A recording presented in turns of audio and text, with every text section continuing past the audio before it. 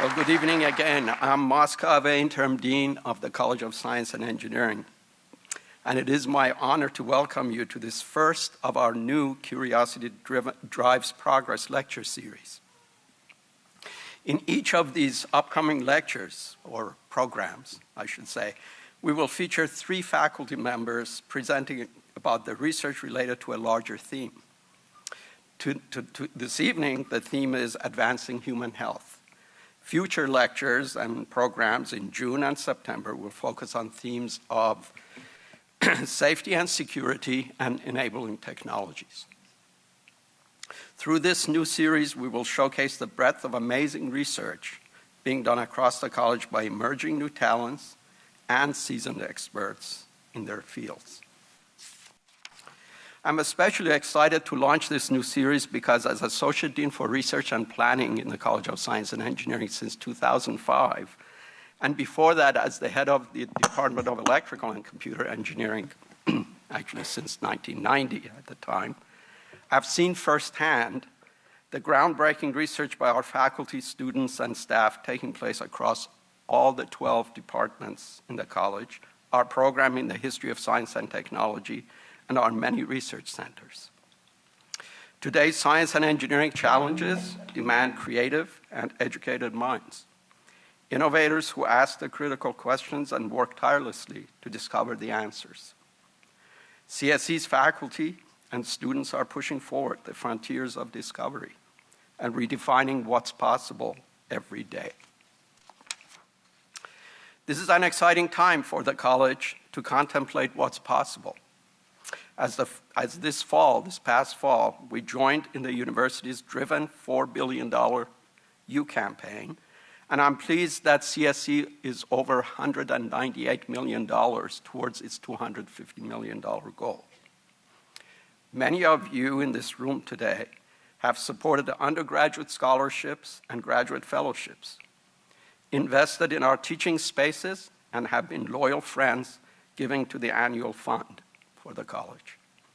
We could not do this campaign without each and every one of you. Through the Driven campaign, we want to help our faculty and students do more and do it better. Recruiting and retaining top faculty is vitally important as they set the caliber of the teaching that we do, the students we attract, and our research. Other universities constantly try to entice away CSE star faculty. Support through endowed professorships and chairs are our best way to keep them at the university, educating the next generation of scientists and engineers and exploring solutions to today's grand challenges. Well, tonight we're fortunate to have 3 of these faculty colleagues joining us. The program will feature short presentations by Filippo Coletti, Allison Hubel, and Paolo Provenzano, followed by a combined question and answer session at the end of the presentations. Following the Q&A, there will be a reception just outside this hall. This will be an opportunity to speak more with our faculty colleagues here and to connect with other alumni, students, and friends of the college who are in attendance tonight. Well, without further ado, I'm pleased to introduce our first speaker. Filippo Coletti is an assistant professor of aerospace engineering and mechanics and is a member of the St. Anthony Falls Laboratory. Before joining College of Science and Engineering, he was a postdoctoral fellow at Stanford University and performed his doctoral studies at the von Karman Institute in Belgium and at the University of Stuttgart in Germany. In 2015, Coletti received the National Science Foundation Career Award and the 3M Non-Tenured Faculty Award. Earlier this year, he was named a University of Minnesota McKnight Land Grant Professor. His interests revolve around the transport of particles in turbulent and complex flows, leveraging a wide spectrum of experimental approaches with applications to both biomedical and environmental studies. Please join me in welcoming Professor Filippo Coletti. Thank you very much, Mosa, for the introduction, and thanks everyone for being here tonight. Tonight I will tell you how my research group is tackling respiratory disease using fluid mechanics. And now, if you don't know what fluid mechanics is, don't worry, you're not alone. I could define fluid mechanics as the science of how anything flows, from the air around the wings of an airplane, but also the hot water in the heating system in your household. But tonight, I'll also show you how fluid mechanics can help us understand how things work or sometimes don't work in our lungs. Well, let me start with a little detective stories, though. Consider 5 heavy smokers. Statistically speaking, one of them will get a disease called the chronic obstructive pulmonary disease, or COPD. The others, we don't care.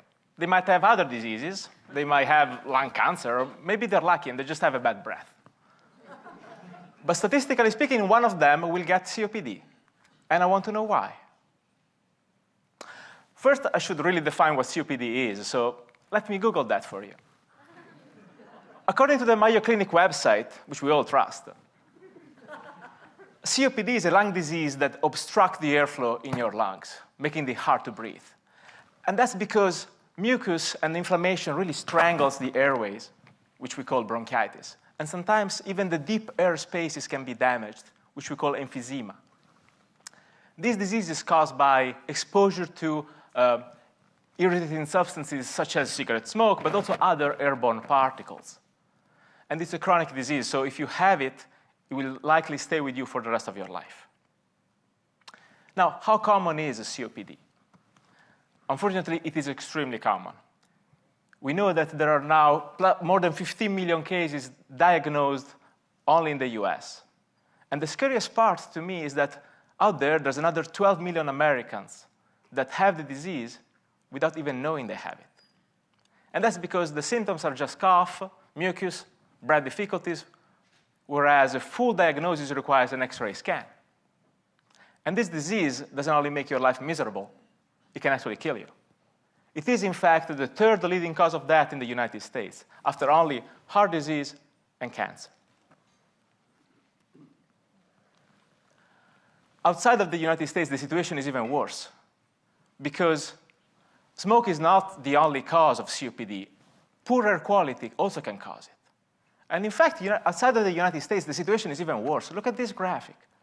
This is how much the cases of COPD have increased in the last 30 years. And outside of the United States and in the Western world, probably because we all quit smoking in the 90s, right? The increase has been only 18%. Not much, but look at China. Almost 200% increase. Latin America, 300%. Middle East, 700%. India, 1,400%. Are you kidding me? This is an overwhelming, this is an epidemic spread.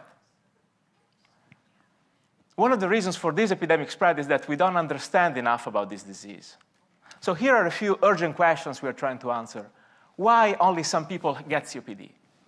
Can we diagnose it before it's too late? And can we predict who will get worse? Now, I am no doctor, I'm an engineer. And I believe that if we are to understand this disease, if we are to answer those questions, we first need to understand the physical mechanism behind this disease. So let me turn to my friend there, the smoker from the oil painting, and ask him, after you smoke and you have a particle of smoke entering your nose, what happens? How does it fly through your lungs? Well, I can't ask him because he's dead. But that's no problem. Dead people can always teach us valuable lessons. This man, he's dead, but he will be kind enough to let me enter his nose and fly through his airways, because that's a cadaver that was scanned by X-rays at high resolution. So now we're going to enter into his nose. You ready? It's going to be gross. Told you. So this is the nasal cavity, which is very narrow, right? And past that, we're going to enter at the back of his mouth into the pharynx. Now, past that constriction you see over there, which is the epiglottis, we have the larynx. And at some point, you're going to see a triangular opening right there. Those are the vocal folds. And past, we enter the trachea, this long tube that eventually splits into the 2 lungs. We're going to take a left, and we go to the left lung. And then we can take a right or a left. I guess we'll go right, or maybe down or up. We're navigating into this labyrinth that is our bronchi, until eventually, just like a particle smoke, boom, we hit the wall and we stick. Now, the same technology that is giving me this reconstruction gives us common X-ray scans. Except usually an X-ray scan looks to us just like a two-dimensional image. But the information behind is far richer. It allows us to reconstruct in 3 dimensions the trachea and the bronchi deep into our airways. And with that information, we can identify with certainty whether there is an inflammation, which really determines that you have or don't have COPD. But not only that. I believe we can use this information to find signs of COPD before it manifests itself. So here's what we're going to do. We're going to take scans, X-ray scans, from a number of subjects that underwent a clinical study that lasted 5 years. Those are people with moderate COPD. They all smoke the same amount of cigarettes. They have similar age, similar body build. After 5 years, though, some of them will be a lot worse, will have a much deteriorated ability to breathe. Others will be stable. And so what we can do is to come back and look at the scans at the beginning of the 5-year period and ask, what is the difference between those that stay stable and those who get worse? And we're going to be looking for differences both in the anatomy, so the shape of the airway, and the airflow through the airways. Let's start with the anatomy. Sometimes your airways are called the bronchial tree.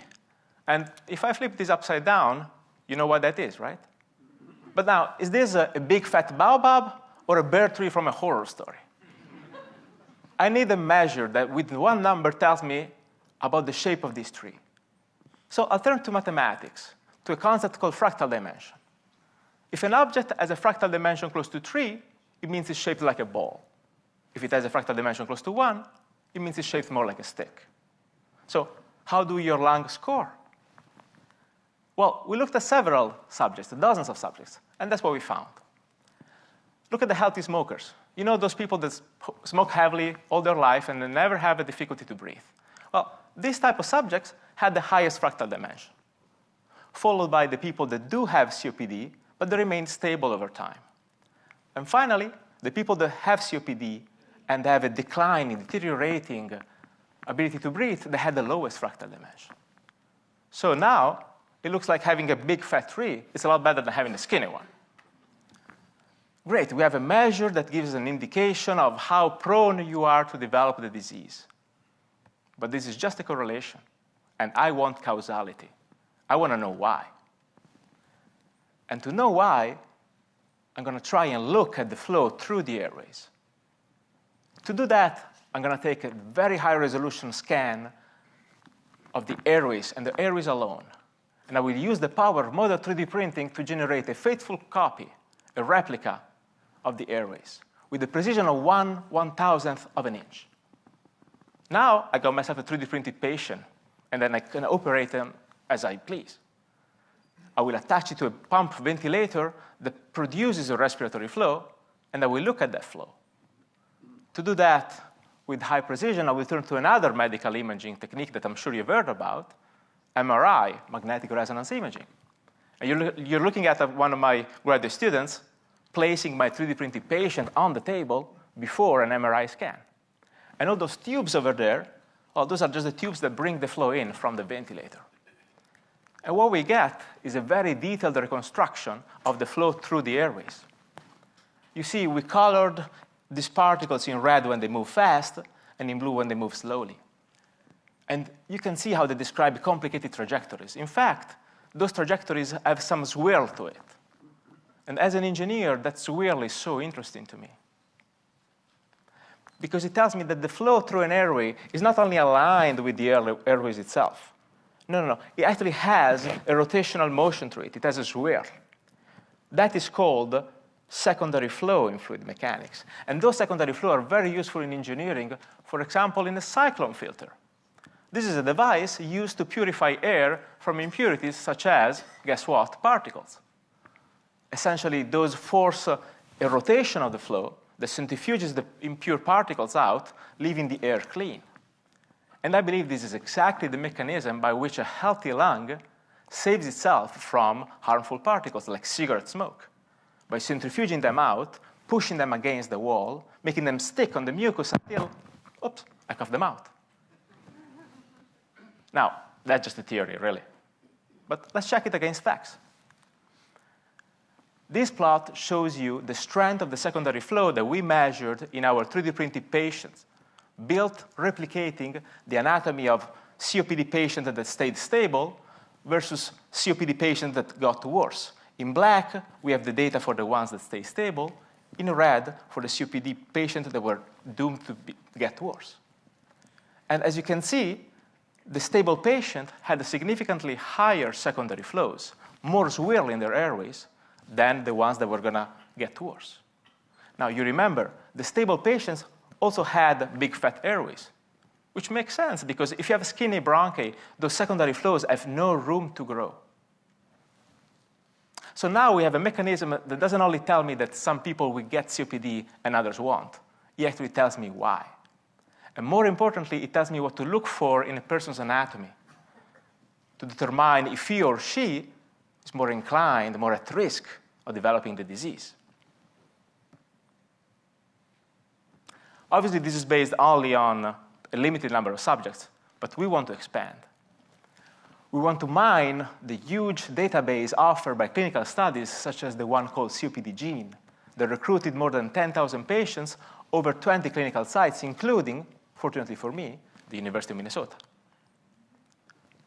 With database like that, I can access the clinical history and the X-rays of thousands of people. The data is already there. I just need to use it. The goal is to bring that number down, to reduce the number of cases, the millions of cases that every year are diagnosed too late or not at all. That's the only way to improve the lives of the millions of people that suffer from this disease, not only in the United States, but in the rest of the world. Well, the clock tells me that my time is almost up, but I really would like to conclude by thanking the people who are making this research possible. The first funding I ever got to do any research, really, came from the University of Minnesota. They believed in this work before anyone else. But later, I was lucky in finding support from Boston Scientific, National Science Foundation, and National Institute of Health. More importantly to me, though, let me thank the people, the amazing team who's doing all the work. They come from the 5 continents, and each one of them brings something unique to the table. Ute Gerke, she's a phenomenal radiologist. Postdocs Andras and Omid. Graduate students Tristan and Sahar.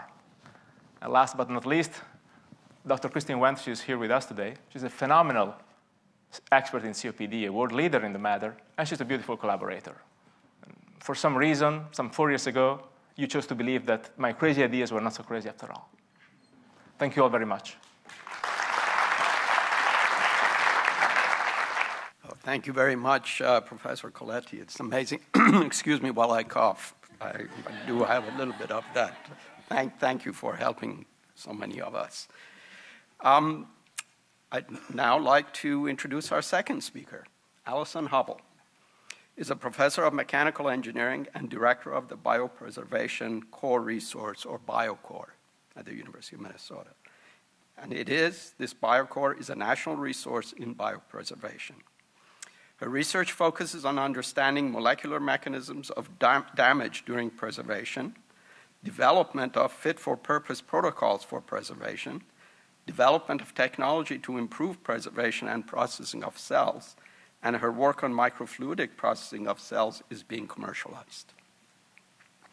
Allison is a co-principal investigator for the University of Minnesota NIH-funded REACH program that helps faculty commercialize their research in life sciences. She's a fellow of the American Society of Mechanical Engineers and the American Institute of Medical and Biological Engineering, and is a National Blood Foundation scholar. So thank you for the opportunity to talk to you today about how we can learn from nature in order to preserve and improve the preservation of cell therapies. So there's 2 people on this slide, former President Jimmy Carter and Robin Roberts, who is a TV host on Good Morning America. So what do these 2 people have in common? Well, I don't know them personally, so I can't comment on the full nature of their relationship, but both of these people are alive today because of cell therapy. And they join the roughly 10,000 people a year who are treated with cells. So as the name implies, a cell therapy is a cell that's given to treat a disease or heal an injury. And on the left-hand side of this slide, we see some of the cell types that are being used to treat patients. And what's interesting is the other side of the slide, the right-hand slide, has a much longer list of diseases that are being treated with cells. So what that means is that certain cell types have the ability to treat more than one disease. The goal, the long-term goal, is that cell therapy be the fourth pillar of medical care. Most of us are familiar with pharmaceuticals or drugs, biologics, and the most common example of that is vaccines. Medical devices, Minnesota is a home to many medical device companies. So we want cell therapies to be the fourth pillar. Now, in order for that to happen, there has to be an infrastructure that permits that. There has to be methods to manufacture these cells. There has to be the ability to get approval from the Food and Drug Administration. Insurance companies need to reimburse the cost of those treatments. And finally, physicians need to actually prescribe cell therapies to their patients who have the appropriate disease. So preservation is a critical element of the infrastructure that goes into having the cell therapy available. There is a very, very unique supply chain when we talk about cell therapies. If we have a cell therapy, we have to harvest cells from a living human donor. And that typically takes place in a clinical setting, a doctor's office, a hospital, whatever. Now, you can't just process the cells there. The cells have to go to a special facility. At the University of Minnesota, that facility is on the St. Paul campus, and it is a special facility for processing cells. It may be ultimately infused into a patient, a completely different patient, at another location, and potentially even another country. Now, because these are biological cells and the cells have to function, we have to keep the cells alive across the time and distance that it takes to go amongst these different sites. This is completely different than a pill.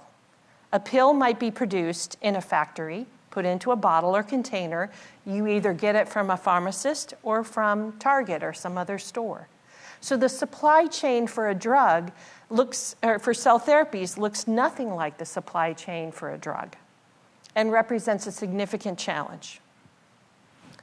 So I was sitting in my office looking out the window. It's a winter day, and I'm trying to figure out how to improve the preservation of cells used therapeutically. And I looked out at a tree that I can see from my window, and I said, well, how do trees survive Minnesota winters? That's an extreme environment, especially after this last winter. What they do is they express molecules that protect the cells against the cold. And those molecules are called osmolytes. But trees are not alone. Nature uses these molecules to stabilize a lot of biological systems. So on the left-hand side of the slide, the top two biological systems, the tardigrade and the resurrection plant, can survive desiccation, in other words, no water, for up to a decade. The bottom, the shrimp brine cysts, they can exist in very saline environments like the Great Salt Lake. And all of these systems use osmolytes to stabilize the cells. You and I use osmolytes to stabilize parts of our body. Our kidney is subjected to a lot of stresses with the toxins that we secrete in our urine. And as a result, our kidney expresses osmolytes to stabilize the cells and protect them. It's important to note that it's not just a single osmolyte, but actually a combination of osmolytes that are used by these biological systems to stabilize themselves. So what's an osmolyte? Well, we decided to choose, amongst all the different osmolytes that are out there, 3 different categories. We chose sugars, sugar alcohols, and amino acids. Most of us are familiar with sugar. In fact, some of you may have had it in your coffee this morning. So it is a sweetener. Sugar alcohols are also commonly used in food sweetening. And in fact, there are a lot of chewing gums that use sugar alcohols to sweeten them. And then amino acids are the building blocks for proteins. So our bodies produce amino acids. We eat amino acids. This is something, once again, found in nature. So we were bold. We took the hypothesis that we were going to imitate nature, and we were going to use a combination of osmolytes to preserve cells. The first cell type we were interested in looking at is mesenchymal stromal cells, MSCs. Everybody in this room has MSCs in their body. Okay? They're an adult stem cell. And they have a variety of biological functions, but a couple of the functions include improving wound healing and also modulating your immune system. Now, those properties, those important biological properties, are such that they can be used to treat a variety of diseases. And on the right-hand side of the slide, you see a listing of some of the diseases that are being used, they're being treated with MSCs. It includes cardiovascular diseases, it includes blood diseases, autoimmune diseases, and arthritis. So right now, there are over 200 clinical trials that are being pursued using these cells to treat all these different diseases. And in fact, over 3,000 patients have been treated with MSCs. And the state of Minnesota is where more patients are being treated with MSCs than any other state in the country, because there are active clinical trials both here and at the Mayo Clinic. Unfortunately, our ability to treat all the people who could benefit from MSCs is limited by poor methods of preservation. When the cells are thawed, their function post-thaw is not what it needs to be, and that has limited the number of patients that can be treated. So we went into the lab, we took our hypothesis, and we said, we determined that a combination of sucrose, glycerol, and isoleucine gave us the desired benefit. Now, one of the things we had to look at was how do the cells function post-thaw? And one of the problems with the existing methods is that the cells did not attach. And when they don't attach, they can't function properly. So the slide in the the micrograph in the lower right-hand side shows a beautifully colored slide of cells, MSCs, post-thaw, that are attaching to a slide. And so we see not only do the cells attach, but when we stain in red the cytoskeleton, we see that the cell cytoskeleton exhibits properties that are much more like fresh cells than frozen cells. Now, we were interested in understanding what was going on inside the cells, so we looked at genes, and we looked at a lot of different genes. And I won't go into all of those details, but I will tell you that the cells expressed protective genes. When the cells are normally frozen, they express a lot of stress genes. And instead, when they're exposed to these osmolyte solutions, they express protective genes, the same kind of genes that our tree expresses when it prepares for winter. So these osmolytes are changing the behavior of the cell.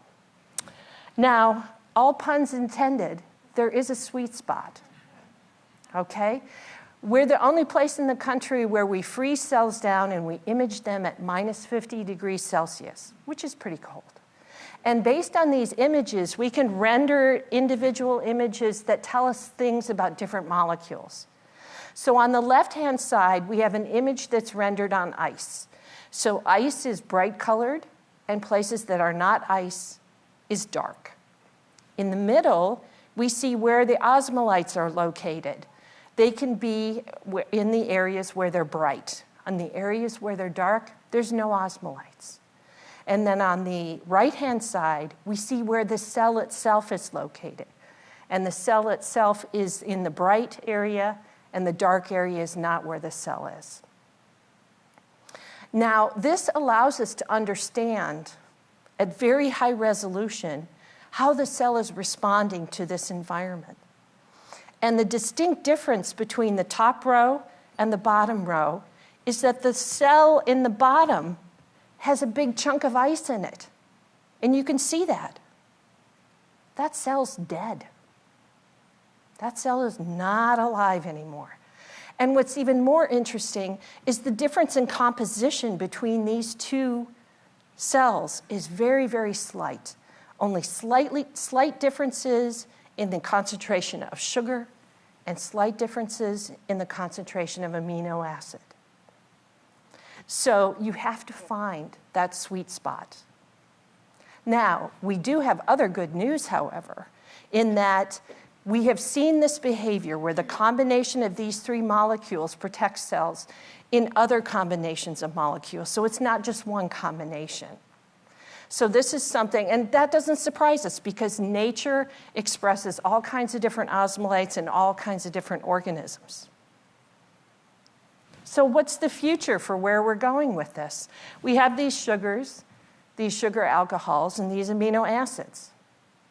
Well, we're currently working on being able to preserve other cell therapies.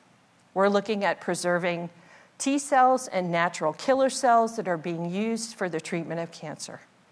And in fact, these therapies are what saved President Carter from the metastatic melanoma that he was suffering from. We're also interested in moving our research into translation, into the clinic, so that people can actually benefit from our improved methods of preserving MSCs. But we're not done. And nature is not done giving us wisdom. In the left-hand corner is Rana sylvatica, common wood frog. And below that is the range of that frog and where it lives. It lives in principally northern climates.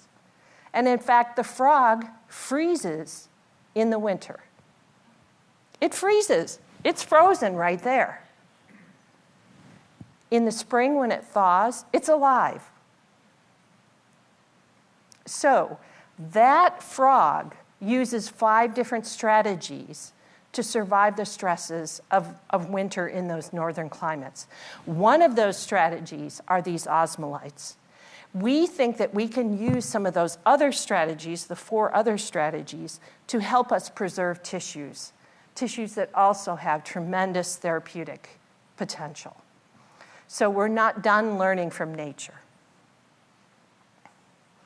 So really what we're talking about here in a very fundamental way is completing this infrastructure for cell therapy so it can become the 4th pillar of healthcare.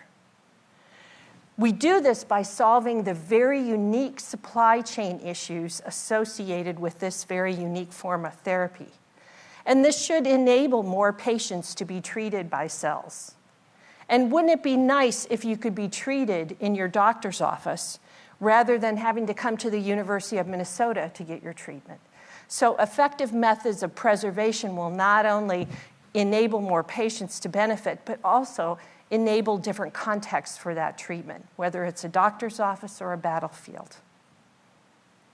Finally, I'd like to also thank the team that has worked with me on these problems, my faculty coordinators, faculty collaborators, Dave McKenna, Peter Dosa, Andre Van Wingen, and a group of very talented doctoral students, Qixing, Katie Pollack, Katie Hornberger, Roy Lee, and Guanling Yu, and of course, the financial support of the federal government. Thank you very much. Well, thank you very much, Professor Hubel. Now it's my pleasure to introduce our 3rd speaker. Paolo Provenzano is an assistant professor in the Department of Biomedical Engineering. And the Masonic he's also associated with the Masonic Cancer Center. He's a project leader and executive committee member of the National Cancer Institute designated University of Minnesota Physical Sciences and Oncology Center. He's also an American Cancer Society research scholar and a University of Minnesota Masonic scholar. Paolo's current research interests center on, first, seeking to elucidate how complex interactions in cancer drive disease progression to metastasis. By understanding the influence and interactions of mechanical, architectural, and biochemical inputs that tumor cells experience in their microenvironments. And second, developing novel therapeutic strategies to combat disease by re-engineering the tumor stroma to remove tumor-promoting cues, promote anti-tumor immune responses, and enhancing delivery of small molecule therapeutics. Please join me in welcoming Professor Provenzano. Thank you for that kind introduction, and it's my pleasure to be here speaking with you today. Thank you all for coming and participating in this exciting event. I feel like I'm following some very interesting talks. The bar has been set so high by my colleagues. This exciting research going on in the college, so it's really an honor to be here and be able to talk to you about what we do. So as was mentioned, I focus on cancer, and I'm an engineer. So this has not historically been the most common combination. I was originally trained as a mechanical engineer, and in fact, my PhD is in biomedical engineering. It had nothing also to do with cancer or disease. I worked on microgravity and NASA and bone density and things that I found very exciting. But like probably many of you in the audience, at some point, I became very angry at cancer. And so I decided to make a career switch, and I switched, and I moved into a cancer cell biology lab, and I did a 5-year postdoctoral fellowship on cancer biology, which was an interesting thing because biologists and engineers don't speak the same language. And so part of what you do when you make these interdisciplinary teams and you make these moves is you learn how to speak the other language. Now, I had good textbook knowledge of biochemistry. I thought I was going to do that before I went into mechanical engineering. I studied quite a bit of that. But going into a lab and being immersed like that was a totally different experience. It took years to learn the language of biology. But once you can be multilingual in multiple fields, you can create these interfaces in the discipline that are hard to find.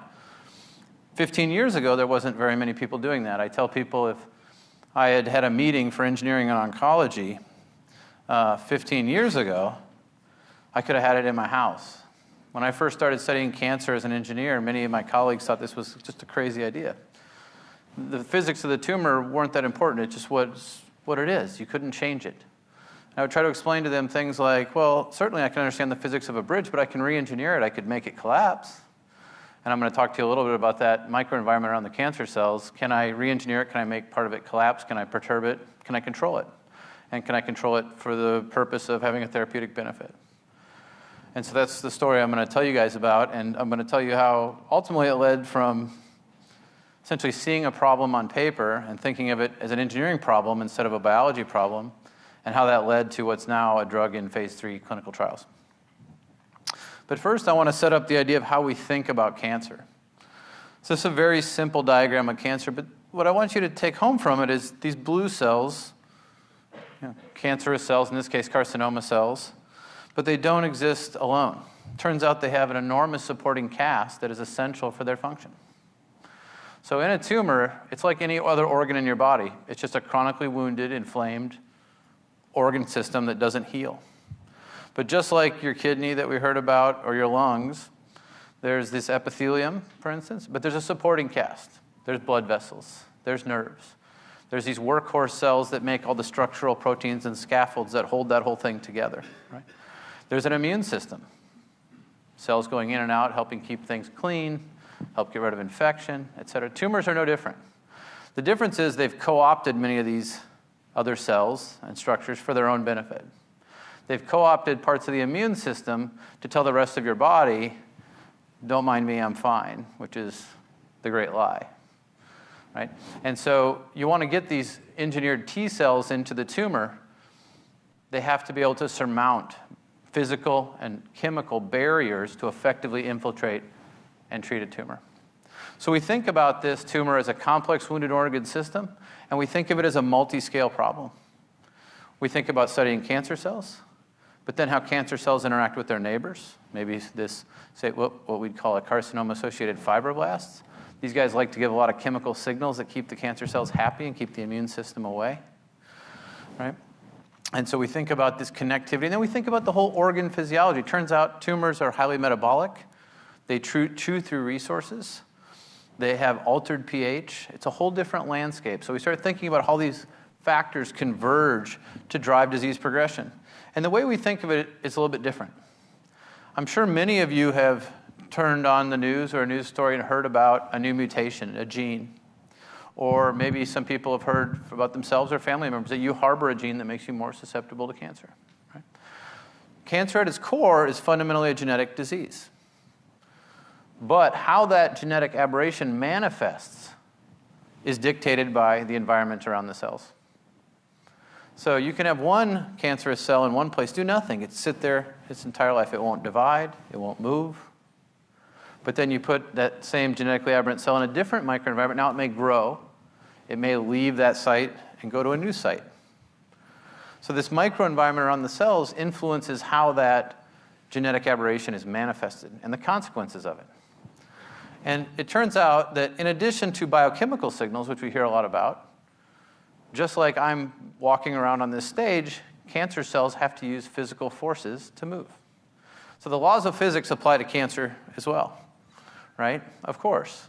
And so how does the ground affect how a cancer cell moves? I'm on a hard stage. It's very easy for me to exert force and press and walk. Now, if I was on wet sand, I might be sinking in, or mud and kind of sludging through it, right? If I was on ice up here, which is not an uncommon feature of Minnesota, I'd be slipping around. I wouldn't be able to move that well. It's no different from a cancer cell. How that environment is physically, the physical properties of it dictate how that cell is able to move or not move. Likewise, there's patterns inside the tumor, and I'll tell you about this a little bit, architectures within the tumor that will dictate how efficiently a cell moves. For instance, if I want to go through that door right over there, the best line for me to do would be to run over all of you guys in some American Ninja Warrior fashion and get over there, right?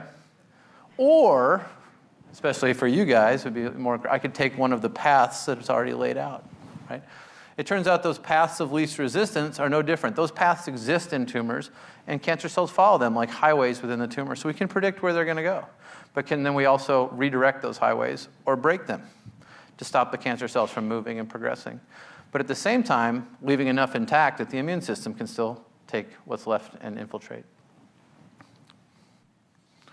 So that's what my lab does. One half of my lab roughly studies how these environmental cues impact the ability of a tumor cell to grow and ultimately metastasize, to set up a secondary tumor in another site. The other half of my lab thinks about how do we intervene therapeutically? How do we change the tumor landscape? Instead of just bringing in a drug, say, to target a specific pathway, we often do that in combination with more complex therapies, such as trying to re-engineer aspects of the microenvironment. And these can be chemical enhancements, and they can be physical. So we have funding, for instance, from the National Cancer Institute to work on specific ways to re-engineer the tumor microenvironment, and also from the American Cancer Society. And we also partner with local companies like Boston Scientific to think about local interventions we might be able to bring to bear. So this is an example of what I'm talking about. If you look at these white lines here, this is inside of a pancreatic adenocarcinoma. And these green cells are cancerous cells. And what they're doing is they're walking and migrating and moving along that network. These are the highways I mentioned where they walk and move and head out towards the blood vessel and ultimately metastasize. This all started 15 years ago when I was taking a microscope with live tumor cells and trying to look at how they moved. I just want to understand, how does a cancer cell move in a tumor? And I started to see regions where they moved and regions where they didn't, and regions where they could move at some great distance and regions where they couldn't. And so if I looked at the proteins around them, I started to see these patterns. And so it became an engineering problem about how do you quantify and correlate those patterns? How do you understand, is this pattern actually just a cool feature? It looks like a pretty picture on a microscope. Or are these structural elements driving the way the tumor cell moves? It turns out they are. And in fact, the features of this patterns, these alignment patterns for how cancer cells move, are predictive of patient outcome. And in fact, for breast cancer patients, they're more predictive than something like estrogen receptor or something you may hear frequently about on the news. So if these patterns are present, the disease likelihood of a poor outcome for that patient is much higher. So in patients like that, could you think about not just targeting the cancer cells, but in fact trying to take away these patterns within the tumor so that cancer cells can no longer effectively move? Something like this, where we've gone from these patterns. These are highways for which the tumor cells will move and infiltrate into local tissues. Can we bring to bear ideas that take away these patterns, take away these cues to slow and stop migration of these cancer cells? And so this is something that we actively work on in the lab, is not understanding how these cells move along these patterns to metastasize, but how do we destroy them? How do we perturb this? But something really interesting happened along the way. As I was doing this, we were moving into this space in 2009. We were thinking about how do we go from understanding how disease progresses to actually treating it. And I read this paper by a very prominent cancer biologist named David Tuvison. And I want to walk you through this slide for just a moment, because there's something as engineers that jumped out at me quite profoundly. Over here in green is chemotherapy. And you can see, unfortunately, in normal tissue, we get plenty of chemotherapy to it. So the healthy tissue gets bathed in chemotherapy just fine, unfortunately. And if you have tumors that you put in very permissive environments, in this case, you take away all those supporting cells. You have bundles of cancer cells, but very limited stromal cells to support them. You, again, get chemotherapy to those cancer cells quite effectively. Unfortunately, this green, or lack of green here, is what happens inside of a pancreas tumor. So pancreatic ductal adenocarcinomas are not effectively perfused with drugs. It turns out part of the reason why is because they actually don't have that many blood vessels. They're hypovascular. By that, instead of having an extreme amount of nutrition, growing new vessels, they actually have fewer vessels than a normal tissue, and so they exist in this extreme state of nutrient deprivation, and they thrive in it. But as a consequence of that, we don't have very good plumbing. So you might argue that a pancreas tumor is missing 75% of the plumbing you'd normally expect a building to have to bring fluid through it. But somehow it still thrives. And what's interesting is you see these little yellow dots.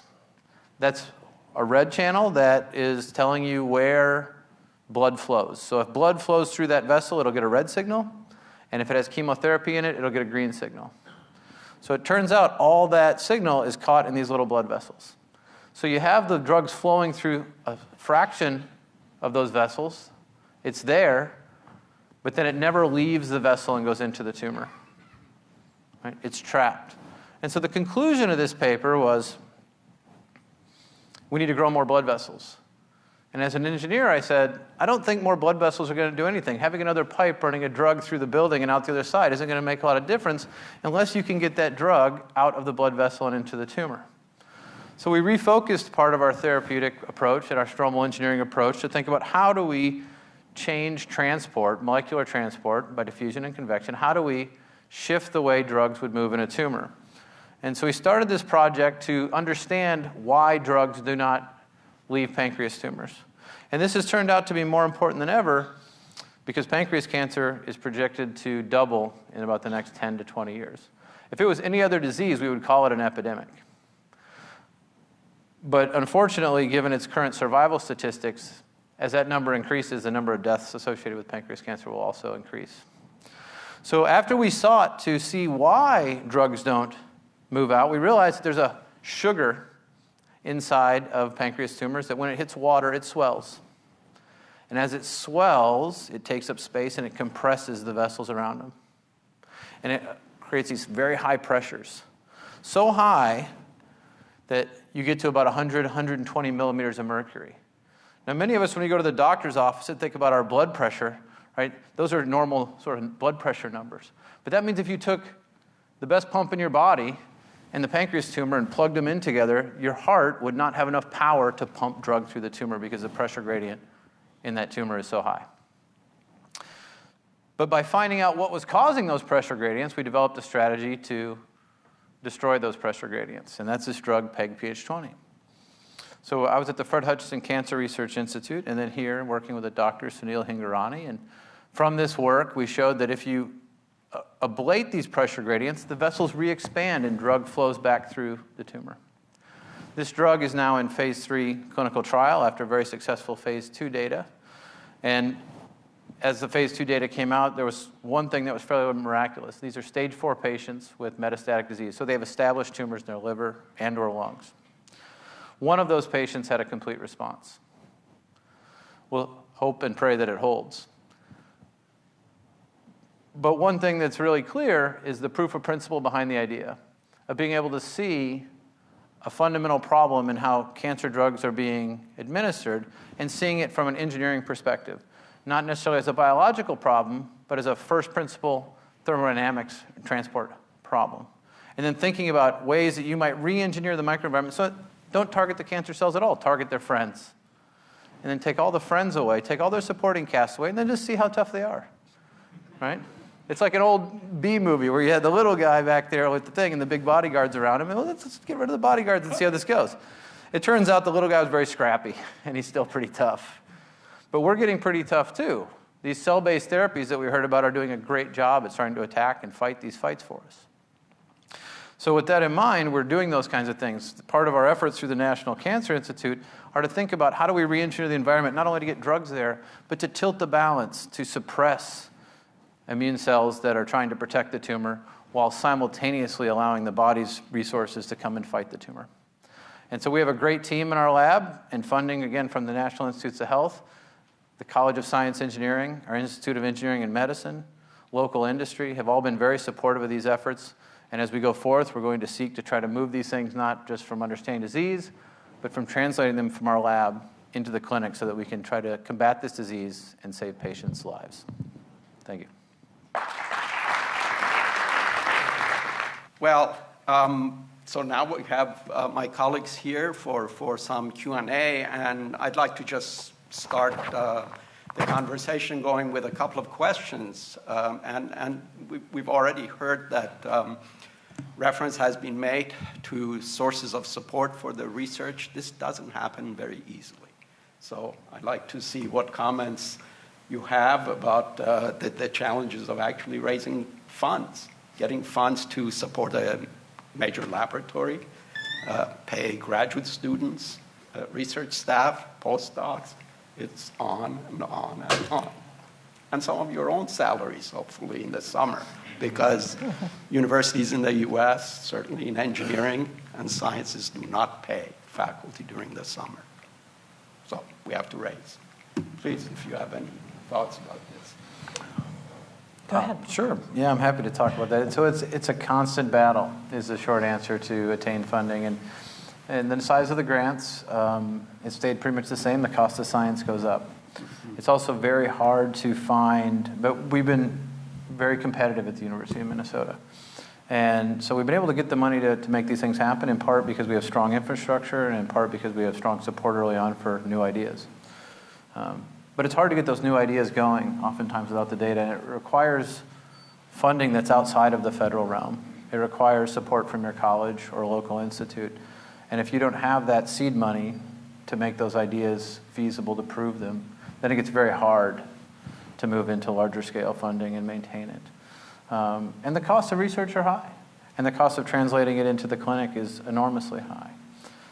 So it's a constant work to do that, and it's critically important if we want to see those changes in our society. If we want to fight these diseases, then we have to put our effort and our dollars behind it and work hard with those resources to try to make changes in human health. So I agree with what you were saying, Paolo, but there's actually a gap that they call the valley of death. And that is because getting funding for work to actually translate, most of us can get funding for that research, right? And then when we get to the point where it's not research anymore, and we're trying to move it into the clinic, that's where the valley of death comes. And it's a challenge to then get funding for work in that area that will allow us to translate that work into the clinic or into the marketplace. And that's something that the MinReach program that Dean Cave talked about has helped us by helping to fill that gap with funding. Thank you. Any thoughts? Absolutely. I think what I found absolutely surprising in a negative way coming to the U.S. Not only was how expensive everything is for the life of a faculty, meaning that you get to pay pretty much everything you have to do, but also the kind of short-term nature of most funding. Even the very longeminant agencies that are looking for the future of our nation, of all over the world health, they give you money for 3 years.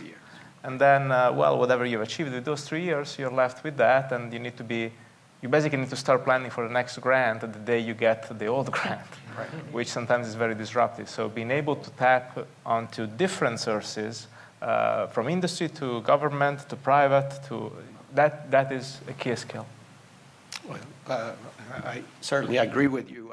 Just for the benefit of our audience, I should mention that the College of Science and Engineering faculty and research staff spend about $180 million a year on research. And about $140 million of that is competitively received through these research grants that our colleagues mentioned from the National Science Foundation, NIH, National Cancer Institute, and so forth, primarily. The other $40 million is really, really critical, because much of that actually has come from what we had spoken earlier, which is through gifts, chairs, professorships, much of the philanthropy, and also investment by foundations and industry to our program. So that is a very, very critical part of what we do. And as Filippo mentioned, the short-term characteristic of the what we call sponsored funding from the federal government is harrowing, and especially when there's no federal budget. Then you sit there, wait. Is the money going to come? How are you going to support the students who really need to be supported? But we have tremendous colleagues who work extremely hard and are very competitive to receive such funding. The other thing I was just wondered if you could say a few words about is engaging undergraduates in your research programs. How do you do it? I mean, undergraduates often come in with very little background. How do you mentor them? How do they contribute to the research? Yeah, so we have a fairly large lab, and I have postdocs, I have graduate students, I have staff scientists, and undergraduates. One of the things that's particularly powerful is when you can pair sort of the fresh eyes. They have great engineering skills and great book skills and technical skills, but don't come to the lab with preconceived notions and dogma that we do. So undergrads often ask these questions that are, they say, I'm sorry if this is a dumb question, and then they just sort of blow your mind with this great question, right? And it's great when these people stay with you for years, and actually then they can really evolve into something special and often come to work in your lab. I'm going to embarrass one of them right there. I saw a chemical engineering graduate came to work in my lab after taking one of my classes for a number of years, and now he works in my lab as a scientist. So that's an example of really coming to the lab with very few skills and evolving into a productive researcher over time. So it's a really key part of what we do. And the path forward for young people, you have to give them the option of figuring out what they want to do when they're done with their education. And by exposing them to as many different experiences, whether that's work in industry or co-oping or working in a faculty's lab, that's important information and wisdom that helps them make the right decision about what their next step is in their life. And that's what we're here for. We're here to help these students get experiences that then turn around and inform their decisions in terms of how they're going to contribute to society down the road. And so I always call it that research on some level is 90% drudgery and 10% wahoo. And if you can live for that 10% wahoo, it's for you. And having a chance to come into the lab and get that experience and find out if that really is something that engages you is extremely important. And you're never too young to do research, really. I think it's a great predictor of becoming a good researcher or just a good investigator, even at industry level, not necessarily in academia, having started young. Lately, I've engaged a high school student in my lab that I'm trying to basically recruit. I'm doing your job.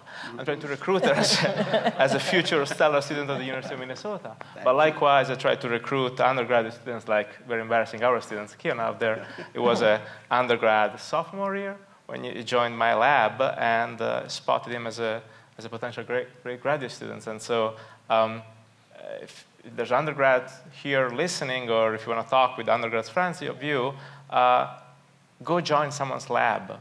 You will be useful, and you'll make your CV look stellar, because when I recruit graduate students from other schools, the first thing I look at before the GPA, did you do some research? I think that is a great predictor of how you're going to turn out. Well, thank you very much. We have time for a few questions. There are microphones that come around. I'm just curious about, I would see all three of these as kind of different non-traditional applications of mechanical engineering or aerospace engineering. Is that an asset or a liability?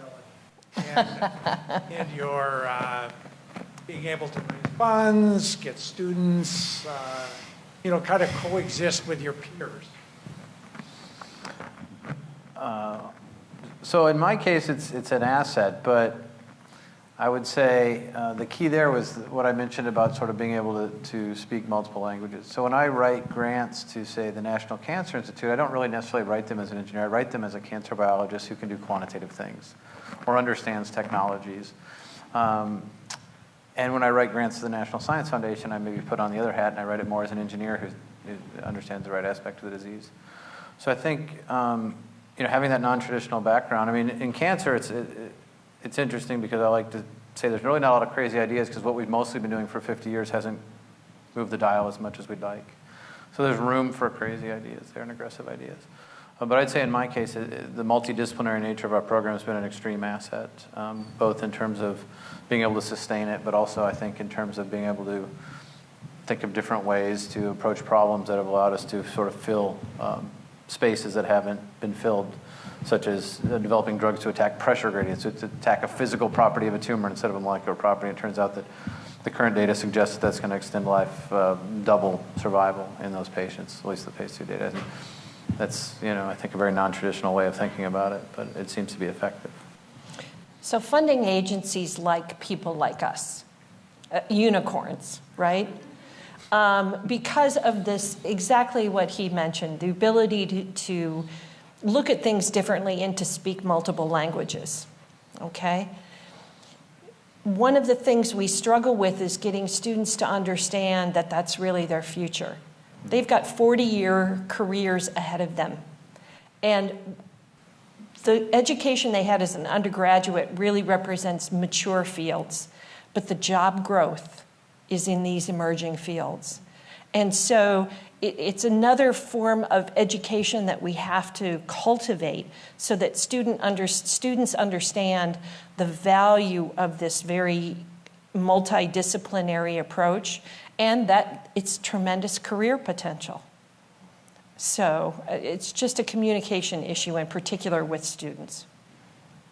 Yeah, I agree. I think for recruiting students, in my experience, has been a great asset, not a problem ever.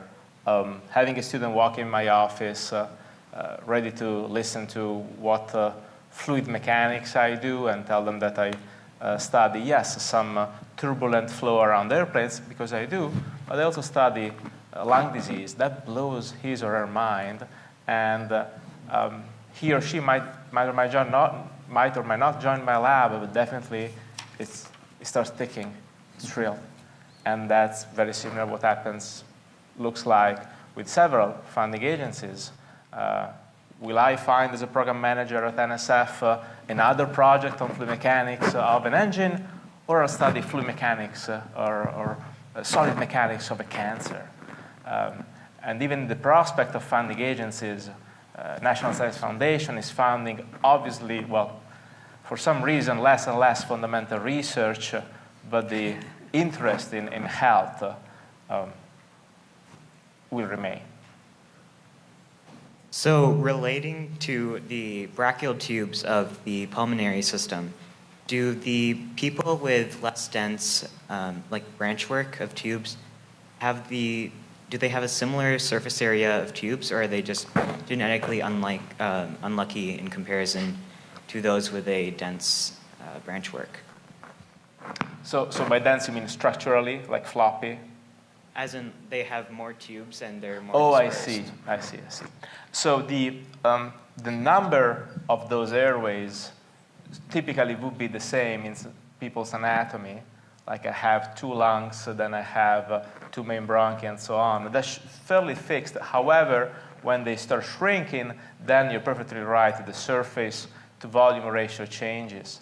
Now, the great strength of your lungs is that the surface is enormous.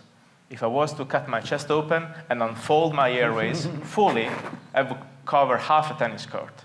If you do the same, we can play tennis together. So that is a great opportunity because it allows drugs, for example, that I could inhale to go to my body like that. And so when that surface gets constricted, unfortunately, that becomes less easy. And so, in fact, giving a drug to a person who's sick might actually be harder because of that. So it becomes a complicated balance problem. But you're perfectly right. Are you a student at USMSL? It's a rhetorical question. That's okay. But Oh, okay. I'm in high school right now. there you go. Case in point. Hi, I just have a question. Did you face skepticism when you were first starting out on your research project? And did that create obstacles for you? And how did you overcome those? Thank you. Well, I feel like I'm going first too much, but I was made fun of sort of publicly. Yeah,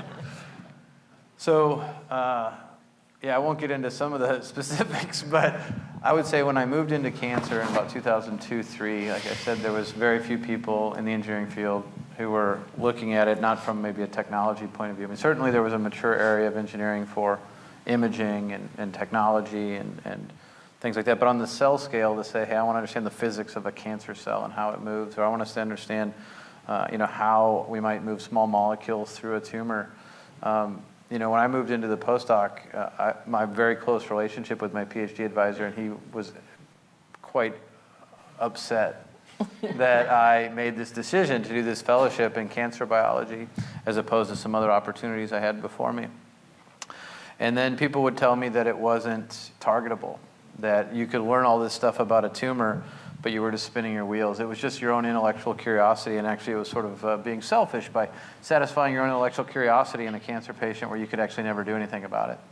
And I would make the kind of bridge analogy. Well, no, there's, the physics are the physics, but you can reconfigure the system.